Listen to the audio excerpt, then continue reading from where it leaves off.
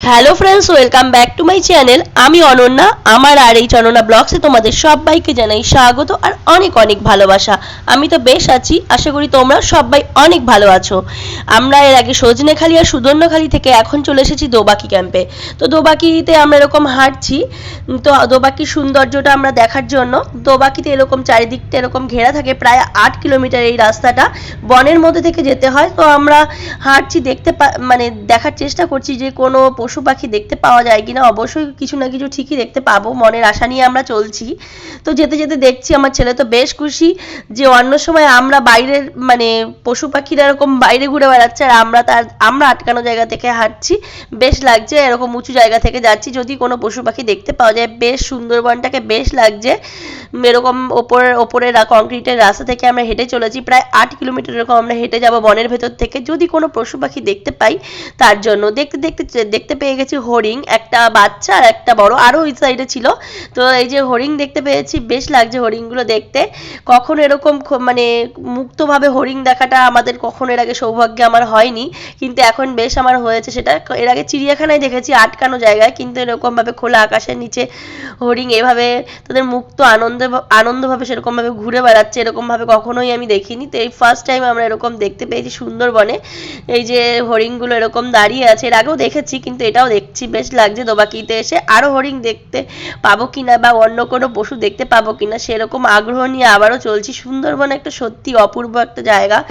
সুন্দরবন হলো বৈচিত্র্যের একটা লীলাভূমি, হলো সুন্দরবন প্রাকৃতিক বৈচিত্র্যের সত্যি অপরূপ একটা প্রাকৃতিক যে সৌন্দর্য। এখানেও না হরিণ দেখতে পেয়েছি, কিন্তু আমার ক্যামেরায় ভালো আসছে না। ওই পেছনে হরিণ, ওখানটায় হরিণ আছে। তো সবাই ক্যামেরায় তুলছিল, কিন্তু আমি আমি আমার ক্যামেরায় দূর থেকে আর জুম করে আসছিল না। তো এখান থেকে আমরা এই রাস্তা হয়ে চলে এসেছিলাম দোবাকি। এখন আমরা ওয়াচ টাওয়ারের ওপর আছি, এখন যেটা আছি আমরা ওয়াচ টাওয়ারের ওপর। এই রাস্তা ধরে চলে এসে এখন ওয়াচ টাওয়ারের ওপর দাঁড়িয়ে মানে আমরা অনেকেই আছি এখান থেকে, সবাই ফটো তোলা এবং ওই হরিণদেরও তোলা অনেকে তুলছিল। তো আমিও তোলার চেষ্টা করেছিলাম, কিন্তু আমার ভালোভাবে ক্যামেরায় আসেনি, অনেকটা দূরে ছিল। তো ওই যে আমার হাজব্যান্ডের একদম কানের মানে গলার পেছন থেকে ওখানটায় ঠিক হরিণগুলো ছিল। তো অনেক কটা ছিল ওখানে হরিণগুলো। তো আমরা এরকমভাবে কিছু ফটো তুলেছি। তারপরে আমরা এখন কিছু ফটো তোলার পর আমরা নেমে গিয়ে এখন আমরা আমাদের মতন করে আবার ফেরিঘাটের দিকে যাচ্ছি। এখান থেকে আবার ফেরিঘাটের দিকে যেতে হবে, কিন্তু যেখান থেকে উঠেছি সেইখানে না, অন্য দিক থেকে আবার উঠতে হয়। তো সেই ফেরিঘাটের দিকে আমরা যাচ্ছি। তার মাঝখানে ক্লান্ত হয়ে পড়েছিলাম রোদের মধ্যে হাঁটতে হাঁটতে একটু। তো এখন একটু বিশ্রামের জন্য আমি বসেই পড়েছি, কারণ এখন অনেকটা টাইম বসে থাকতে হয়েছিল। ফেরি মানে যে যার লঞ্চ আসবে ওরা এই ভেতর থেকে আটকে রেখে দিয়েছে আমাদেরকে, আর কি আমাদের গেট আটকে রেখে দেওয়া হয়। যাদের লঞ্চ আসে তখন তাদের এই ভেতর থেকে মানে ঘাটের কাছে, ফেরিঘাটের কাছে নিয়ে যাওয়া হয়। এরকম আমরা কিছুক্ষণ ভেতরেই ছিলাম। তো ভেতরে থেকে দাঁড়িয়ে থাকতে থাকতে বেশ একটুখানি বসেই পড়েছি। তারপরে আবার আমরা চলে এসেছি লঞ্চে। লঞ্চ থেকে এখন আমরা নেক্সট যেখানে যাওয়ার জন্য তৈরি হয়ে গেছি। তো এখান থেকে বেশ লাগছে মানে আমার নদীটাকে দেখতে। তো আমরা সবটাই উপভোগ করছি, বেশ আনন্দ হচ্ছে। এরপরে আছে ঝড়খালি। এখন দুপুরবেলা বেশ বেলা গড়িয়ে গেছে, কিন্তু খাওয়ারেরও সময় হয়ে গেছে, কিন্তু কেউ কেউ খেতে বসেও পড়েছে, কিন্তু আমরা বসিনি। আর সবাই তো আর একবারে বসা যায় না, লঞ্চে অল্প জায়গা থাকে। এখন আমরা নেমে পড়লাম, এটা নামলাম আমরা ঝড়খালিতে। আমার ছেলে তো ঘুমিয়েই পড়েছে, ওকে অল্প কটা কিছু খাইয়ে দিয়েছিলাম, অল্প কিছু, তখনও ঠিক মতো নেমে পড়লাম। যেহেতু ঝড়খালিতে 4টা সাড়ে 4টার মধ্যে গেটটা বন্ধ করে দেওয়া হয়, তার জন্য আমরা আর খেতে বসিনি, সেইটা রিস্কটা নেইনি যদি গেটটা বন্ধ হয়ে যায়। এর জন্য আমরা নেমে পড়লাম ঝড়খালি। ঘুমিয়ে পড়েছে দুপুরবেলা, তো ওকে কোলে করে নিয়েই চলে আসা হয়েছে ঝড়খালিতেও, টেরও পাইনি। তো ওকে কোলে করে নিয়ে ওর বাবা হাঁটছে পেছন পেছন, আমিও যাচ্ছি। এরপরে আমিও একটু কোলে নেবো ওকে। এখন আমরা যাচ্ছি বাঘ দেখতে, চলো তোমাদেরকেও দেখাচ্ছি, চলো। ঝড়খালিতে আসলে বাঘ এগুলো তো দেখতেই পাওয়া যায়, বাঘ, কুমির। তো আমার ছেলেকে উঠিয়ে দিয়েছি, ও কিছু ফটো তুলে নিয়েছে, সেগুলো তোমাদের সঙ্গে শেয়ার করলাম। এরপর দেখবো বাঘ, এখানে ঝড়খালিতে আছে বাঘ।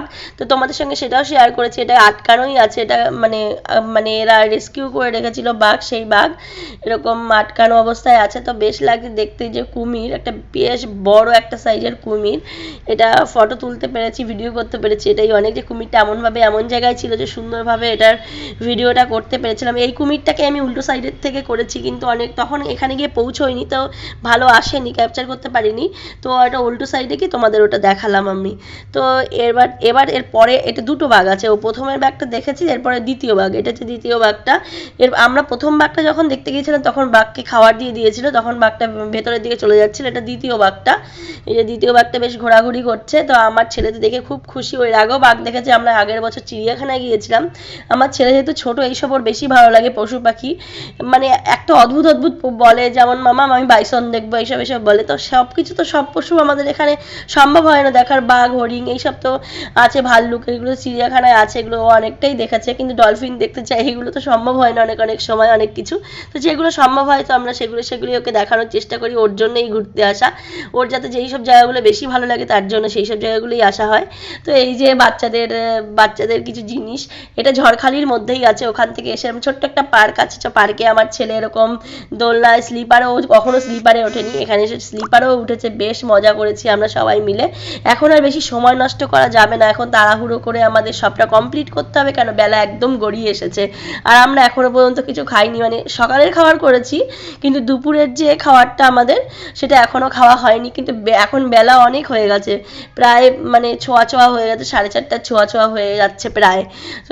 মানে চারিদিকের পরিবেশটা দেখে বুঝতেই পারছো অনেকটা বেলা পড়ে গেছে। এখন এখানে ফুল গাছ, রং বেরঙের শীতের ফুল গাছ, বেলা তো এখন পড়ে এসেছে। এখন আমরা যাব ফেরিঘাটের দিকে।